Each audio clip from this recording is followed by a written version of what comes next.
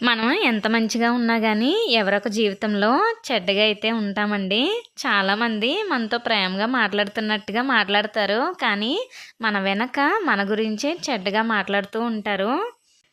అవన్నీ వింటూ మనం తిరిగి సమాధానం ఏమీ చెప్పక్కర్లేదండి. కాలమే వారికి తిరిగి సమాధానం చెప్తుంది. అప్పుడు తెలుస్తుందండి వాళ్ళకి మనుషుల విలువ.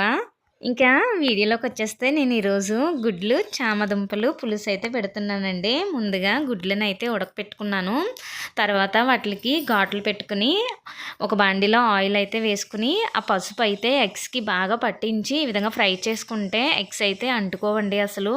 తర్వాత 3-4 చిన్న ఆనియన్స్‌నయితే ముక్కల కింద కట్ చేసి ఫ్రై చేసుకున్నాను. వాటిలోనే చామదుంపలు కూడా వేసుకోవాలండి. ఇవి నేను బాయిల్ చేసి వేసుకుంటున్నాను. చామదుంపలు ఫ్రై అవుతే టేస్టీగా ఉంటాయన్నమాట. ఇవి బాగా ఫ్రై అయ్యాక దీనికి తగ్గట్టుగా మనం ఉప్పు అలాగే కారాన్ని కూడా చూసుకుని యాడ్ చేసుకోవాలండి. మీ టేస్ట్‌కి తగ్గట్టుగా దీంట్లో మనం పులుసు వేస్తాం కాబట్టి కారం కొంచెం ఎక్కువగానే పడుతుంది. చూసుకుని యాడ్ చేసుకోండి.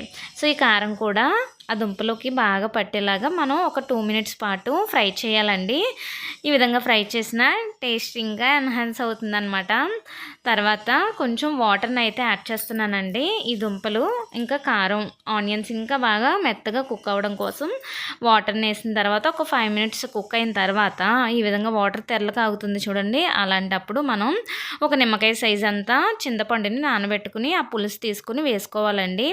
ఆ పులుసు బాగా చిక్కగా వచ్చే వరకు కర్రీ దగ్గరగా అయ్యే వరకు కూడా కుక్ చేసుకుని ఫైనల్‌గా కొత్తిమీర అయితే యాడ్ చేసుకోవాలి. యమ్మీ యమ్మీగా చామదుంపలు, గుడ్లు పులుసు అయితే రెడీ అయిపోతుందండి. చాలా బాగుంటుంది కదా!